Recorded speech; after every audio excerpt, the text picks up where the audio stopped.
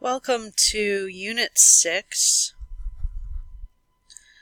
which is called Trig Functions. And this is Lesson 2. And today we're going to be simplifying trigonometric functions. This lesson is a combination of Algebra 1, or algebra concepts, and trigonometry concepts. So we're going to use algebra to rewrite a trig expression either with just numbers, if we can do that, or just to try to simplify it and get it down to a single trigonometric function. We're going to use all of our identities while we're simplifying these expressions. So I have with me my handy-dandy trigonometric identities reference page, which you can find in your packet, and I'm going to refer to it quite frequently. So we want to talk about, before we get into these, what are some of the steps that you can use to simplify trig functions. So we're going to do several different techniques. We're going to use reciprocal and quotient identities.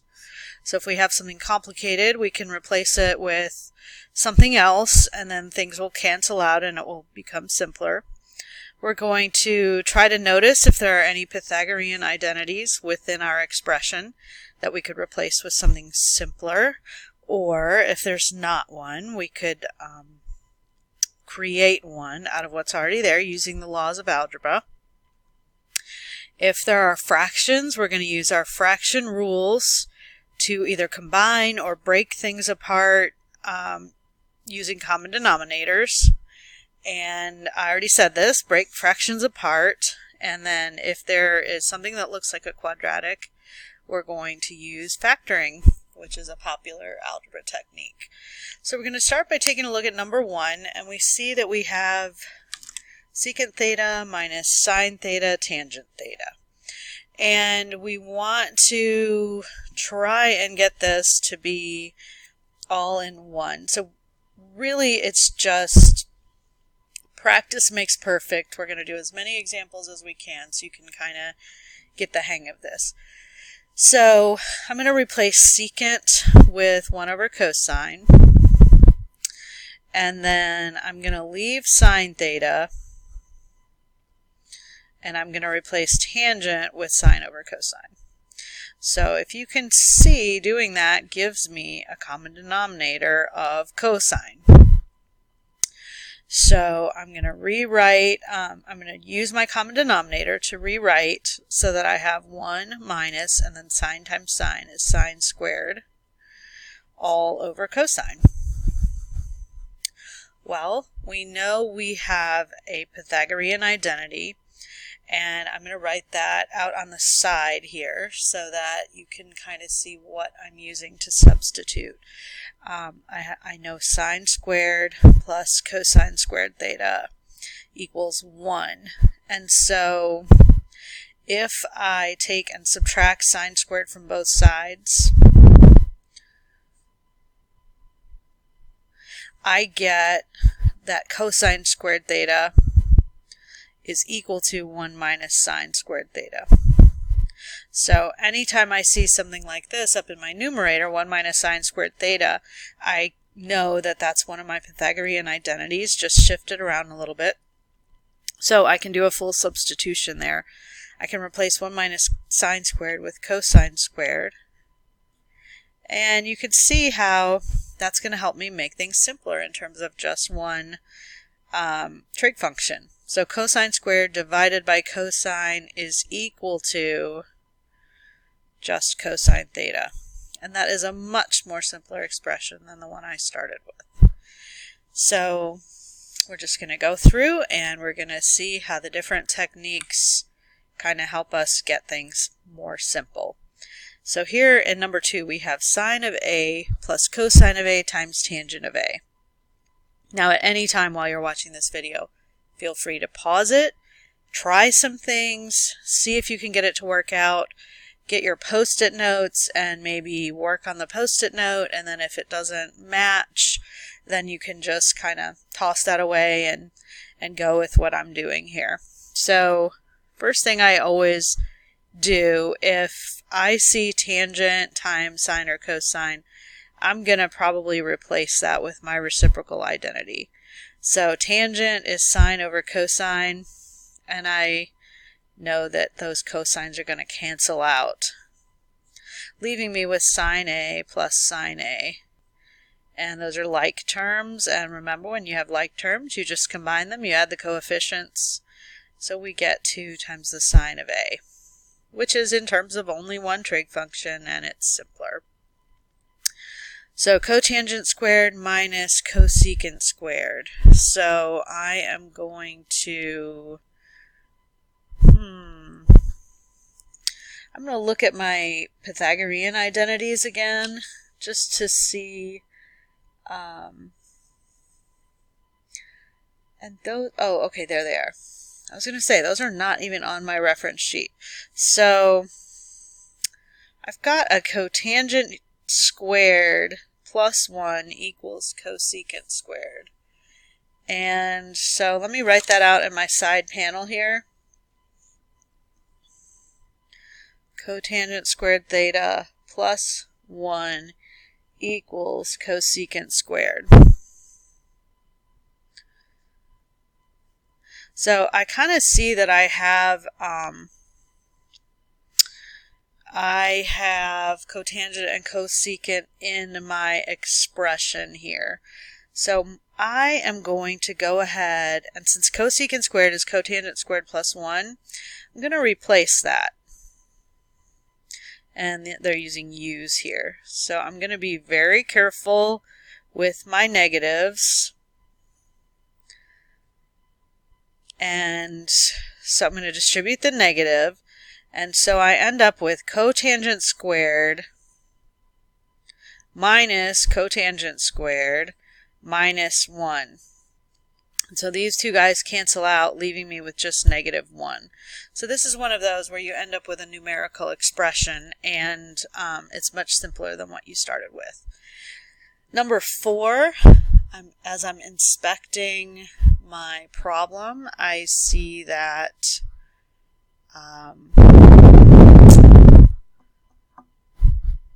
I've got a cosine down here in the denominator. So if I rewrite that as sine over cosine, and then times tan x plus cotangent of x, sine over cosine is the same as tangent.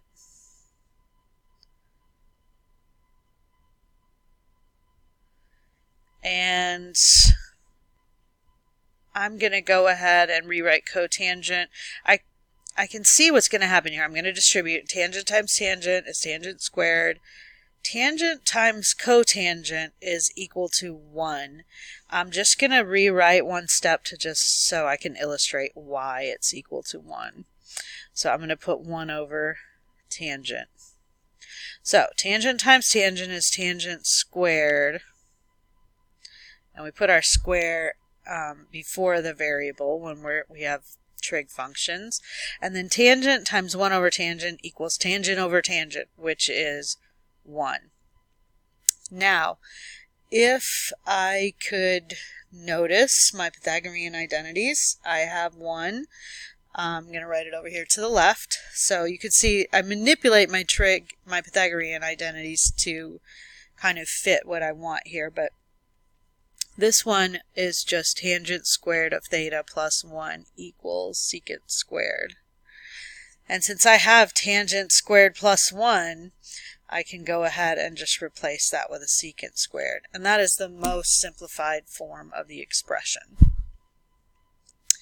In number 5, I've got cosecant squared minus cotangent squared over cosecant. Now this is one of those things where if I want, I see that I have fractions and I want to try and get a common denominator. So my denominator here is cosecant. I'm just going to multiply over here by cosecant over cosecant. And I need to always include the angles. So cosecant theta over cosecant theta. So I get cosecant squared theta minus cotangent squared theta, and then all of that is over cosecant. because I have my common denominator now. So now I'm looking, anytime I see trig function squared, I want to look at my Pythagorean identities and see how I can play with those to make things cancel out or disappear. So I'm going to go ahead and replace this cosecant squared right here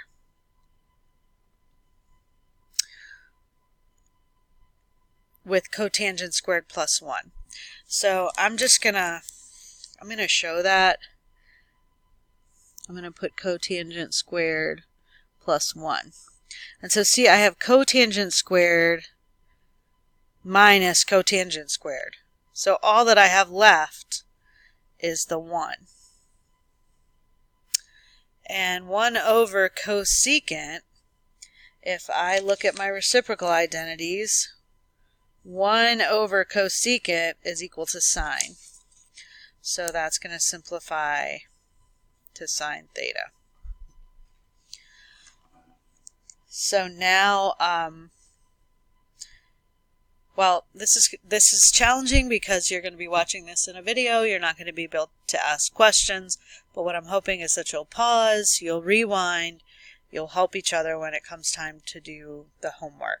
So you've seen plenty of examples. Any problem after this can be a try it problem if you just pause the video and try it first. So I strongly recommend that you do that and you use your post-it notes, so that way if it all goes horribly wrong, you can just tear it off and throw it away.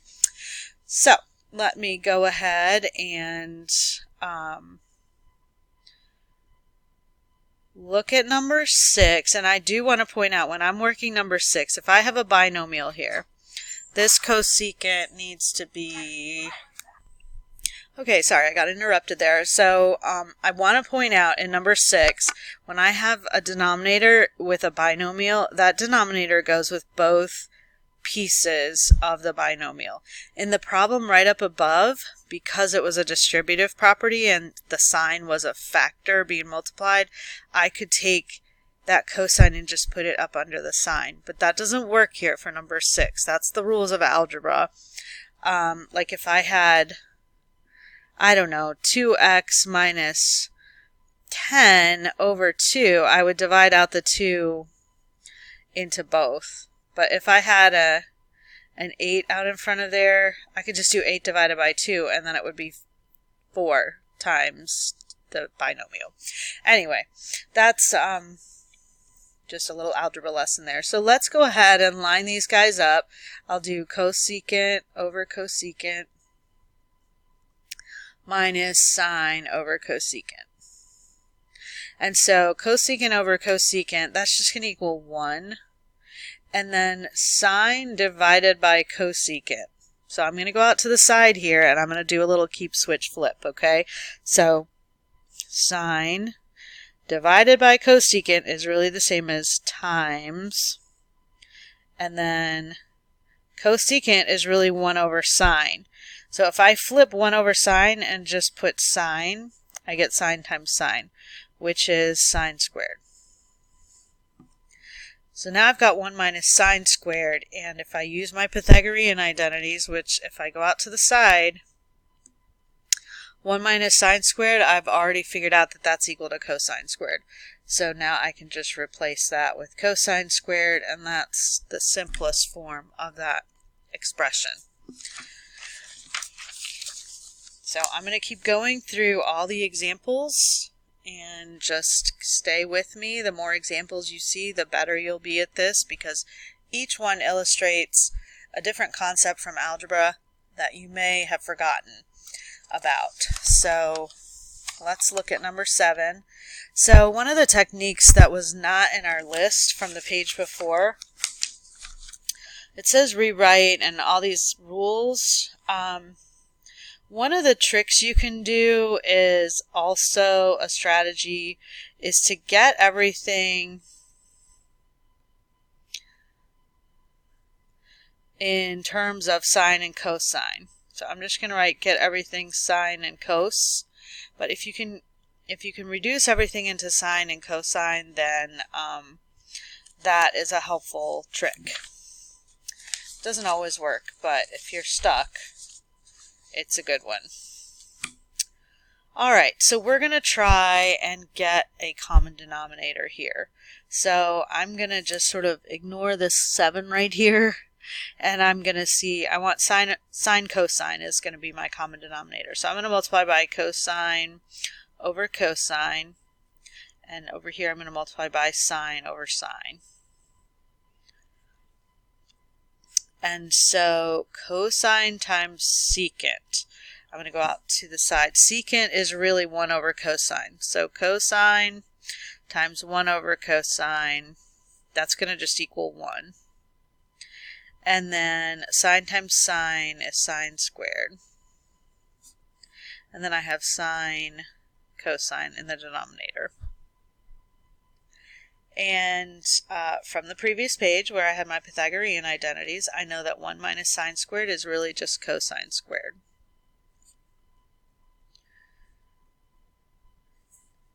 And so cosine squared over cosine is just plain old cosine over sine.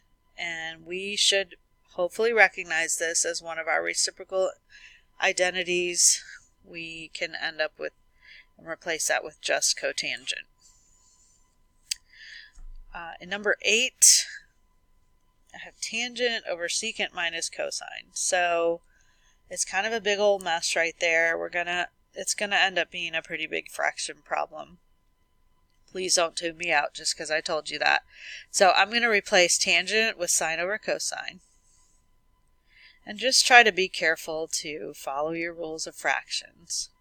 So over that, I'm going to have secant as 1 over cosine. And then minus cosine. So that I can get this all as one nice neat fraction down here on the bottom, I'm going to get a common denominator. So I'm going to go ahead and multiply by cosine over cosine. And so now I have 1 minus cosine squared over cosine. Okay, so let me rewrite. I'm going to draw a line. I'm going to rewrite the whole expression. So I have sine over cosine over 1 minus cosine squared over cosine.